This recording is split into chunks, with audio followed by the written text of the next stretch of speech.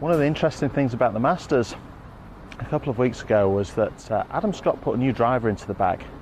Now, this in itself is not necessarily unusual. Players tend to put new clubs into play fairly often throughout the course of a season, certainly more often than you might imagine. But certainly putting a new driver into the bag the week of a major championship was a bold move. Now, as it happened, he drove the ball particularly well, and especially down the last few holes, hit a couple of great tee shots towards the end. And I'm interested today in talking to you not so much about the makeup of his driver, what kind of head he used, what kind of shaft he used, those things are very specific to him, but a part of his driver that can really help your game, and that's the length of the driver. And one of the interesting things about golf over the last couple of years is that in the constant search for distance and the constant need to sell drivers based around hitting the ball further, club manufacturers have made shaft lengths increasingly long. So there's going to be many of you out there playing with drivers that are 45.5, 46, even 46.5 inches long.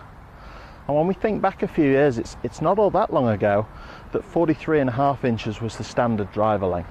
So you can see 2-3 inches in length over a relatively short period of time. And all this has been done without anybody really telling you that that's what's happening.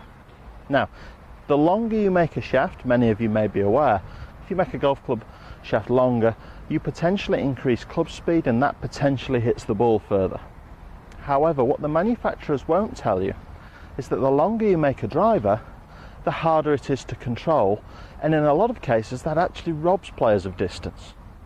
So the harder a driver is to control, one of the major problems is you now start to miss-hit the ball. And hitting the sweet spot is perhaps one of the most important elements of producing yardage. So if you're a player who struggles a little bit off the tee, and you'll see in a moment if you're a player who slices the ball, then perhaps the driver you're using is not so much the head or the shaft that's responsible for that, as well as your golf swing, but in particular the length of the club might be making it very difficult for you to hit better tee shots. So what are we looking at? Well, Adam Scott's driver was 44.75 inches in length. Now, that may surprise a lot of you, but you can see from that a club manufacturer is asking you potentially to use a club an inch and a half longer than the Masters champion. And that to me doesn't seem to make a lot of sense. So, how can a shorter shaft help you, and particularly how can it help you if your tendency is to be a slice player? So, when we look at a golf club, and my driver here is 45 inches, which is the maximum length I would recommend. But when you look at a driver shaft, one of the things that becomes clear if you grip down the handle, so if we make the club intentionally short here, we grip way down the shaft, and we make a little practice move, one of the things that you will see is that it's actually much easier to get the club face at the ball to square up. One of the major problems with a long driver is that with the huge arc that you're creating, it's very difficult to bring the club face into the ball. And the tendency is the club face will always want to look into the ball open. So you'll hit the ball out to the right for a right-handed player and slice it.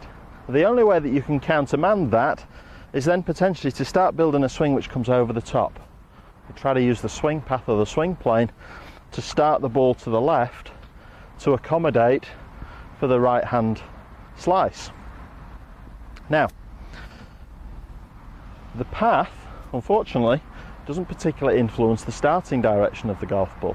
So now we've got two problems. We've got a path potentially that's travelling to the left with a club face that's open to that path, and we get a lot of, again for a right-handed player, right-hand curve, the ball curving away from your feet.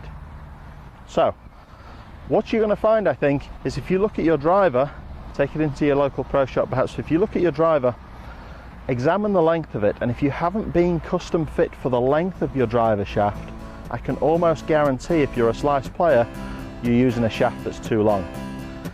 Try maybe a shaft down at 44.5 inches long, and I think you might be surprised at how much straighter you're going to hit the ball.